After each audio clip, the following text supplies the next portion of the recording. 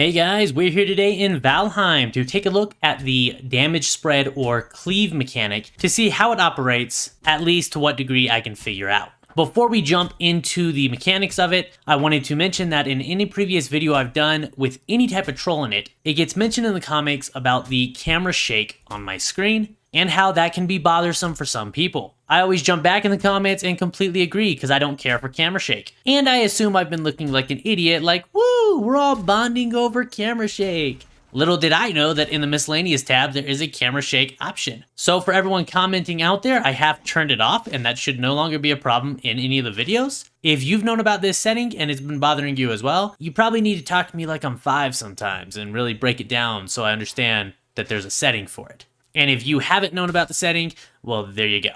Apparently it's in the game. I don't know if they snuck it in there and added it after I started playing, or I've just been dull for this long. But it's fixed now.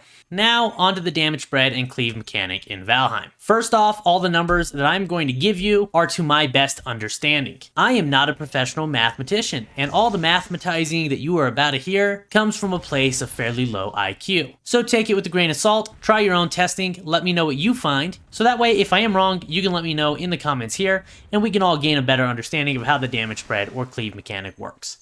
I went through and did a large amount of testing with almost every creature I can locate in the game. An important thing to note is that stone golems, trolls, locks, finring, and the fire attack from fueling shamans do not have any damage spread and they do not lose any damage output by hitting multiple items. I also assume that the ice blast from the drake hatchlings also does not have any damage spread drop off, but it's very difficult to test this against flying creatures because they can be hard to narrow down in one area. On that note, I was unable to get an accurate test on Surtlings, Death Skeetos, any archer type creatures, and blobs and oozes because some of these don't hit buildings such as the blob's poison attack, and range things like the Surtlings and the archers don't seem to spread really well and they hit only one item for obvious reasons with the bow. And the Death Skeeto, just like the Drake, is difficult to run any test on since they fly and move out of the testing area and are hard to pin down. Every other creature that is not listed on one of these two lists does in fact have a damage spread mechanic and operates under the same rules we do as far as I can tell.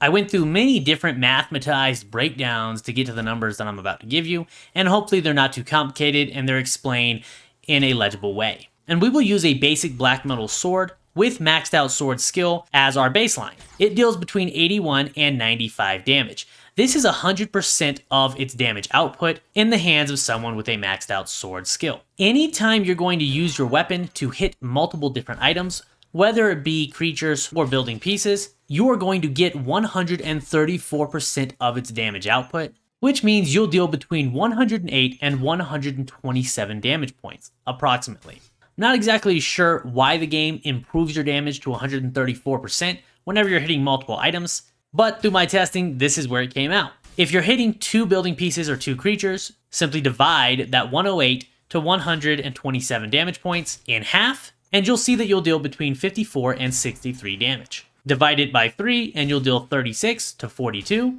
and if you divide it by 4, you'll deal 27 to 31 damage points to each individual creature or building piece.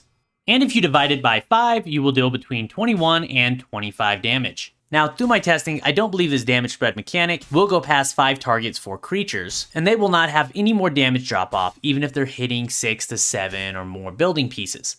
So once you pass 5 targets, they will deal more damage to your base than you would like. This damage spread mechanic may keep increasing for your player as you pass 5 targets, and with 6 targets it will go down even more. But it is very difficult with any of the player weapons to hit more than 5 targets, so it's difficult to test, and you may not ever see this damage decrease, especially if you're trying to hit more than 5 enemies in one swing, since this could be nearly impossible. This damage spread mechanic does not apply to any of the two-handed weapons that we have access to, being the Atgear or Polearm, the Battle Axe, or the Iron Sledge, which gives you a very good reason to try and use one of these weapons when taking on packs of mobs, so that you don't deal with any damage drop-off. With the game using a damage mechanic that has a varying window of damage, like the Black Metal Sword does between 81 and 95 points of damage, being a 14-point spread, it can be hard to narrow down exactly where our damage is dropping off. But these are the numbers that I've come through days of testing. I've ran through every different option of testing that I can think of. I've used just about every weapon available in the game and tried it across multiple creatures, and these numbers check out for me each time. This does not, however, mean that I couldn't be wrong. So if you come to different information and try to test it out on yourself, let me know down in the comments.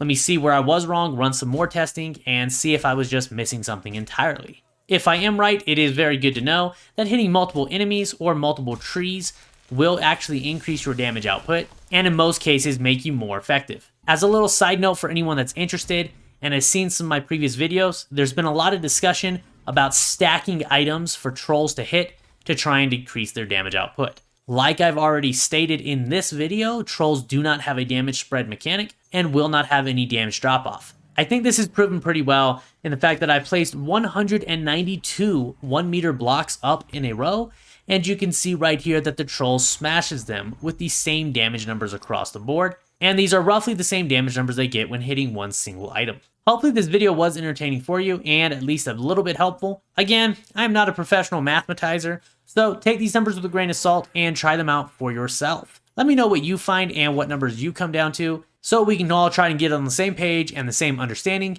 of how damage spread or cleave damage works in Valheim. Thanks for watching. I will see you next time.